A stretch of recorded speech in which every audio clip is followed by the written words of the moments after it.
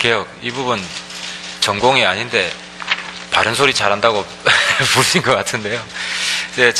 최근에 이제 시국 상황 관련해서 제가 경험하면서 느꼈던 점 오늘 쟁점 중심으로 같이 말씀드리도록 하겠습니다.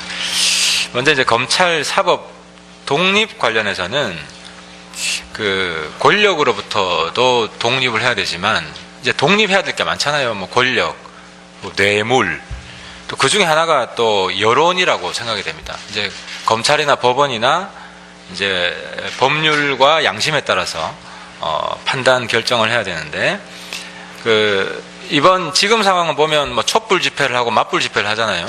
근데 탄핵이 국회를 통과되기 전에는 뭐 저는 그거는 충분히 뭐 있을 수 있고 바람직한 일이라고 생각하는데 탄핵이 국회에 통과된 이후에 촛불 집회, 맞불 집회는 법원의 어떤 영향력을 행사하는 여론 조성이 목적이거든요. 그래서 이거는 바람직하지 않다. 그래서 정치인들도 최근에 어쨌든 법원의 영향력을 행사하기 위한 촛불 집회는 탄핵 통과시키고 맞불 집회는 탄핵 반대고 이 집회에 참여하는 거는 저는 적절하지 않다고 생각이 되고 그래서 최근에 뭐 반기문 총장이 국내에 들어와서 뭐 기회가 되면 촛불 집회 참여하겠다는 것은 상당히 좀 부적절한 발언이 아닌가 하는 생각이 들고요. 또 특검도 상당히 여론의 눈치를 본다. 이건 좀 바람직하지 않다고 생각이 됩니다. 그게 어쨌든 특검의 부실한 영장 기소로 이재용 부회장 구속영장이 기각됐잖아요. 기각된 직후에 특검이 뭐라고 그랬냐면은 원래는 이제 장충기, 최지성, 삼성 사장들에 대해서 불구속 수사를 원칙으로 하겠다고 얘기를 했었어요. 근데 기각되니까 바로 그 다음날 뭐 구속도 할 수 있다는 식으로 말을 바꾸더라고요. 그러니까 아니 원칙이면은 환경이 좀 바뀌더라도 원칙이 관철돼야 되는데 이재용 구속영장 기각되니까 특검이 뭐 기존의 불구속 원칙으로 했던 사람들도 뒤집을 수 있다. 이거는 상당히 이제 그 국민들한테 비난을 받으니까 왜 그걸 영장을 관철 못 시키냐. 여기서 나온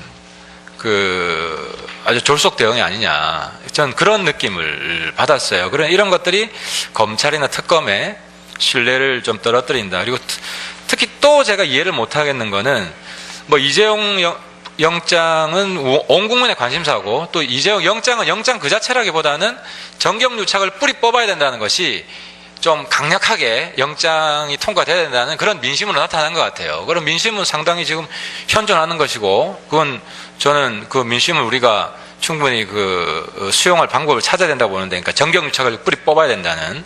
근데 문제는 영장이 기각되었다고 해서 변호사, 뭐 법대 교수 이런 분들이 법원에 가서 데모를 하시더라고요. 근데 이건 아니다. 어쨌든 법률가들은 머리를 써야 될 분들인데 왜 몸을 쓰냐, 힘을 쓰려고 그러냐. 이건 오히려 법률가들의 사회적 권위를 떨어뜨리는 것이고 법을 약간 정치 여론 재판에 맡기려고 하는 스스로를 격화시키는 거 아니냐. 그래서 제가 드리고 싶은 말씀은 좀 이따 이제 권력에서 독립 말씀을 드리겠지만 이런 국민 여론으로부터도 좀 독립하려는 노력을 특히 이 법률 쪽에 종사하는 분들은 스스로 노력해야 되지 않을까. 집회 시위하는 거로 따지면은 뭐 일반 시민단체도 훨씬 잘할 수 있죠. 그래서 이런 부분은 좀 지금 세태에 법률가들도 편성하려는 것이다 하는 생각이 좀 들었고요. 그 다음에 공수처 관련 논의가 있는데 저는 공수처를 이렇게 이해를 합니다. 지금 아까 발제하시는 거 들어보니까 현재 검찰은 검사가 한 2,100명, 200명 규모더라고요. 경찰은 한 6만 명 규모고 공수처는 한 250명? 그러니까 이제 작은 검찰이다. 그러니까 큰 검찰이 하나 있고 좀 규모가 작은 검찰이 있는데 이 작은 검찰은 고위공직자 수사를 전담하게 하자. 뭐 요런 것 같아요. 근데 검찰이 2개 있으면은 권력으로부터 독립하나? 전 그건 아닌 것 같거든요. 핵심은 청와대가 검찰총장을 통제하고 또 수사를 말입니다. 통제하고 또 검찰총장이 밑에 실제 수사 담당 검사를 통제한다. 이제 여기에 문제의식이 있는 거 아니에요. 근데 그럼 통제한다는 것이 뭐냐? 인사를 한다고 해서 수사를 같이 통제할 수 있는 건 아니거든요. 그러니까 내가 문화부 장관을, 문체부 장관을 임명하더라도 유진영 장관 같은 사람이 나올 수 있는 것이고, 대통령한테 맞서는, 그리고 대통령한테 맞서지 못해서 지금 구속되어 있는 김종동 장관 같은 사람이 나오는 거 아니에요. 그러니까 인사를 한다고 해서 그 인사가 반드시 종속되는 건 아니에요.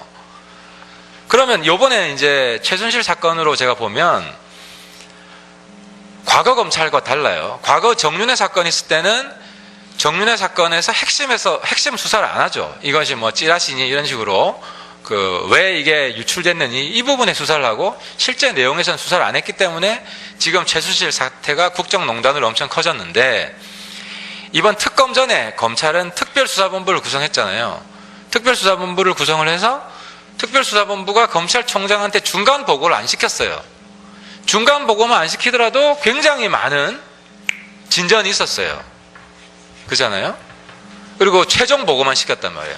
그래서 고위공직자 비리 관련해서는 중간 보고만 시키지 않더라도 수사에 상당한 독립성이 보장이 되는구나.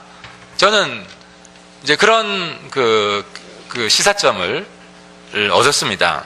그래서 일단은 검증된 것을 법원이나 검찰이나, 이 법이라는 거는 굉장히 보수적이어야 되잖아요. 그러니까 보수적이어야 된다는 것은 검증된 것을 일단 한번 시행해 볼 필요가 있다. 그래서 중간 보고를 금지시키는, 고위공직자 사건에 대해서 중간 보고를 금지시키는 것은 검증된 것이기 때문에 앞으로도 계속 시행을 하면 상당히 수사가 독립될 수 있는 가능성이 있다는 것이고요. 그리고 공수처는 인사가 대통령한테 똑같이 있으면 저는 검찰이랑 똑같을 거라고 봐요. 지금 검찰이 반대를 하지만 인사권이 어디 있느냐에 따라서 완전히 검찰이 전 수용할 수도 있다. 되고 그 공수처는 지금 공수처 법안의 대부분 내용이 현직 검사가 가게 돼 있나요? 아니면 퇴직된 검사가 가게 돼 있나요? 뭐 현직 검사가 간다면 지금 검사도 대부분 많이 갈 거라고 보고요. 그리고 또 한 가지는 이건 좀 문제가 있는 것 같은데, 지금 국회에 지금 상정된 법안 중에 하나가 공수처를 만들어서 국회의원 30명이 동의하면 수사 착수할 수 있게 돼 있어요. 이건 완전히 정치검찰이다. 아니, 국회의원 30명, 법안 발의할 때 10명이 발의하거든요. 10명 발의하면은 대충 취지만 좋으면 다 이렇게 사인을 해줘요. 그리고 같은 당에서는 사인도 해주고, 그리고 국회의원 징계 동의하는 20명만 사인하면은 징계 동의안 제출할 수 있거든요. 그러니까 30명이면은 굉장히 쉬워요. 그리고 1당, 2당, 30명 이상에 있는 정당에서 30명 받기는 굉장히 쉬워요. 그러니까 당 지도부에서 이거 하자 그러면은 무조건 수사 착수할 수 있는 게 나오는 거예요. 그러니까 정치 수사가 되는 거예요. 이거는 더 심각하다. 그러니까 지금 권력 수사가 되기 때문에 공수처 얘기가 나오는 건데, 권력 수사도 기본적으로 본질은 정치 수사 아니에요? 똑같은 정치 수사 하자는 거예요. 그래서 이거는 말이 안 되는 것이다 하는 것이고, 그리고 검찰이 이렇게 자꾸 문제가 되는 거는 권력이 집중되어 있는 거잖아요. 그래서 오늘 우리 황운하 경감님이신가요? 발표하신 내용이 있는데, 이거 아주 오래전부터 경찰의 수사권을 좀 분리해가지고 검찰을 견제하자는 건데, 권력이 비대해지는 거는 권력을 떼내는 것이, 청와대가 왜 검찰을 장악하려고 그러겠어요? 수사, 기소 다 가지고 있잖아요. 그러니까 거기만 딱 장악하면 되잖아요. 근데 경찰이 떼내면은 장악해야 될 때가 많아지잖아요. 근데 경찰은 6만 명이에요. 6만 명이고 훨씬 많잖아요. 팀들이. 그걸 다 장악하려면은 훨씬 어렵잖아요. 그러니까 장악하게 어렵게 하는 것이 견제하는 것이고, 그래서 경찰의 수사권을 띄어내는 것이 상당히 검찰 견제하는 도움이 된다. 그리고 또 수사가 중요한 이유가, 지금 특검 수사가 굉장히 국민의 각광을 받잖아요. 왜 그러냐면은 수사 결과를 중간에 발표할 수 있게 했거든요. 언론에 나와서. 근데 검찰도 마찬가지예요. 수사 발표하는데 포함이 나지 뭐 기소하는데 포함이 납니까? 이런 문제가, 이런 죄가 있고 그잖아요. 사람 수사, 지금도 그렇잖아요. 특검이 수사하는 게 국민들한테 일종의 뽀다구가 나잖아요. 누구 불러들이고 이런 거잖아요. 언론에. 그러면 그런 곽광을 경찰이 받는 거예요. 그래서 저는 수사권을 경찰한테 다 주는 건 좀 그렇고, 좀 굉장히 중대범죄 아닌 경우에는 지금도 경찰이 수사를 다 하잖아요. 지금도 수사를 다 하는데 왜 못 주냐는 거죠. 그리고 수사권을 주면은 경찰의 뭐 수능 성적이 검찰이 더 낫다 뭐 이런 좀 야비한 비난도 하는데, 그거는 수능 성적 높아지겠죠. 경찰의 수사권을 좀 주면 갈수록. 그래서 이거는 개혁을 해야 되고, 그래서 중대범죄 같은 경우에는 아직 조금 이제 단계적으로 하자는 거죠. 일반 수사 같은 경우는 경찰에 수사권을 주고, 중대범죄는 조금 이제 단계적으로 보면서 이런 식으로 떼어내면 된다. 그리고 마지막으로 선거하자. 그러니까 검찰 지검장이나 뭐 검찰총장까지도 선거하자. 이거는 미국하고 우리하고 좀 이렇게 조건이 다른 것 같아요. 미국은 아시겠지만 뭐 국가가 새로 만들어진 데잖아요. 땅도 넓고, 그러니까 서부 개척 시대에 자기가 자기를 지켜야 되고, 그래서 총기도 다 가지고 있잖아요. 그리고 땅이 넓기 때문에 커뮤니케이션 안 되기 때문에 중앙 집중적인 게 불가능했고, 자기가 개척한 지역의 치안을 자기가 담당해야 되고, 그러니까 가장 정통성이 있는 사람이 치안을 담당하게 하니까 선출을 한 거죠. 근데 우리나라에서 지금 선거를 한다? 그러면은 정당이 개입을 합니다. 지검장 선거할 때 정당이 개입해서 정당의 신세를 질 겁니다. 주민들, 왜냐하면 주민들 동원력이 정당이 가장 크지 않습니까? 그럼 그 정당이 사실상 검사장을 뽑는 건데 정당 눈치를 안 볼 수 있냐 하는 게 있고, 또 예를 들어 제가 군대에 비교해 보겠습니다. 그 우리나라 군대가 이제 박정희 전두환 이어지면서 쿠데타를 너무 자주 한다. 그래서 군대가 쿠데타를 정치 군대다. 그래서 정치 군대이기 때문에 대통령이 그 장군들 별달아주고 뭐 이렇게 인사권을 행사하게 되면 군대가 정치에 이용당할 수 있다. 군대 직선제를 하자. 그럼 제가 해운대 지역인데 해운대에 53사단이 있습니다. 그럼 53사단장을 직선제를 하자? 이런 논리로 간다는 거죠. 그래서 그러니까 이제 직선제의 기본적인 고민은 제가 이해를 하겠어요. 인사권을 권력으로부터 뺏자. 그러니까 주민들한테 주자. 그런데 주민들로 가면은 권력이 없냐, 정치가 없냐, 천만의 말씀입니다. 제가 이제 지역구를 하고 있지만 군수 있잖아요. 군수 선거도 똑같잖아요. 그거 다 정당이 하죠. 누가 합니까? 그래서 직선제를 하게 되면 정치 검찰 훨씬 강화될 수도 있다.